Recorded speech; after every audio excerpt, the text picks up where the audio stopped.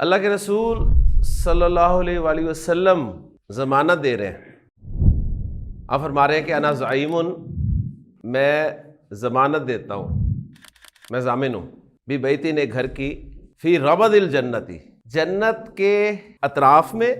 تو پلاٹ بلکہ گھر مل رہا ہے جی، کس کے لیے؟ اصل چیز اب نوٹ کرنے والی ہے. آپ فرما رہے ہیں میں اس کے لیے ضامن ہوں، میں اس کے لیے ضمانت دیتا ہوں جو جھگڑا ختم کر دے، جو جھگڑے کو ختم کر دے، اگرچہ حق پر ہی کیوں نہ ہو، اگرچہ حق پر ہی کیوں نہ ہو، جھگڑا ختم کر دے. میرے پاس ٹائم نہیں ہے ابھی، میرے پاس فضول وقت نہیں ہے ان معاملات کو پرولونگ کرنے کا. جھگڑے ہی چلتے رہتے ہیں جی، ہمارے حق پہ نہیں بھی ہوتے تو بھی چلتے رہتے ہیں، سالوں لگ جاتے ہیں، نسلیں جھگڑے نمٹانے میں ختم ہو جاتی ہیں، جھگڑے ختم نہیں. تو جنت ایسے ہی نہیں ملے گی جی.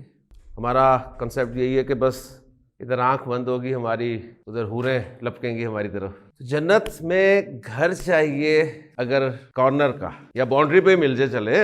اچھی سوسائٹی ہوتی ہے نا تو انسان کہتا ہے باؤنڈری پہ مل جائے گھر. نہیں، باؤنڈری پہ مل جائے بہت بڑی نعمت ہے، لیکن اس کے لیے کرنا کیا ہوگا؟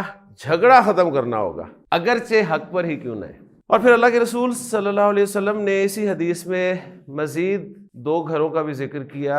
ایک فرمایا آپ نے کہ میں ضامن ہوں جنت میں، جنت کے سینٹرل پوائنٹ پہ، جنت کی سینٹرل لوکیشن میں ایک گھر. اس کے لیے مزید کچھ کرنا پڑے گا، وہ دیکھیں گے بعد میں. اور پھر آپ نے فرمایا کہ میں ضامن ہوں جنت میں، جنت کی ایگزیکٹو لوکیشن پہ گھر کا، جہاں خواب ہوتا ہے انسان کا. لیکن اس کے لیے کیا کرنا ہوگا؟ اس کے لیے ہمیں انتظار کرنا ہوگا دوسرے لیکچر کا انشاءاللہ. ٹھیک ہے جی.